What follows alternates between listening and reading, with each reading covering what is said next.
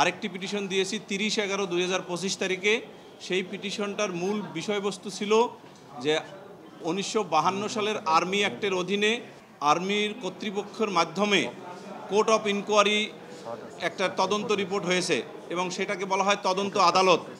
সেই তদন্ত আদালতে এই 3 জন আসামি যাদের জন্য আমরা ডিসচার্জ পিটিশন দাখিল করেছি তারা নির্দোষ প্রমাণিত হয়েছে এবং সেই নির্দোষ প্রমাণের যে ডকুমেন্টটা তদন্ত আদালতের যে রিপোর্টটা আমরা মাননীয় ট্রাইব্যুনালে ওই অ্যাপ্লিকেশনটি মুভ করেছি। মাননীয় ট্রাইব্যুনাল বলেছেন মৌখিকভাবে যদি প্রসিকিউশন কোর্ট অফ ইনকোয়ারির রিপোর্টটি ডিনাই না করে তাহলে তো আপনার হয়ে যাবে তলব ছাড়াই।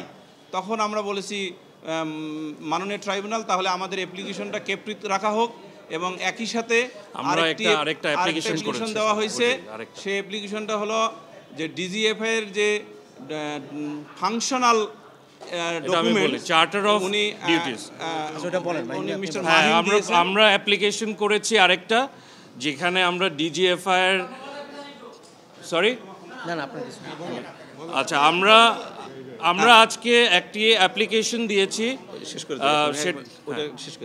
এবং আমাদের মাননীয় ট্রাইব্যুনাল আমাদের কথা শুনে আগামী 9/11/2025 তারিখ নির্ধারণ করেছেন 9/12/2025 তারিখ নির্ধারণ করেছেন ডিসচার্জ পিটিশন শুনানির জন্য।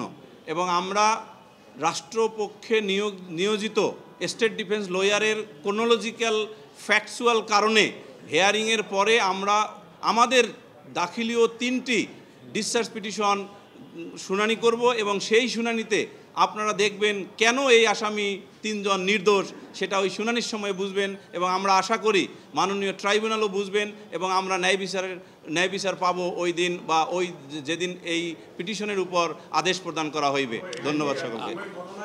হ্যাঁ, যে কোর্ট অফ ইনকোয়ারিটা হয়েছে সেটা হলো ব্রিগেডিয়ার জেনারেল আমান আজমি, তাকে যে গুম করা হয়েছিল সেই তার মৌখিক অভিযোগের ভিত্তিতে কোর্ট অফ ইনকোয়ারি একটা ইনকোয়ারি করেন এবং আর্মির উচ্চপদস্থ একজন লেফটেন্যান্ট জেনারেলের নেতৃত্বে 7 সদস্য বিশিষ্ট তদন্ত আদালত বলা হয় আর্মি অ্যাক্ট অনুসারে।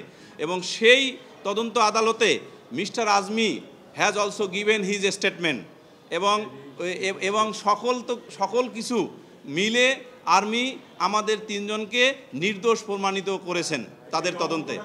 এই তদন্তটা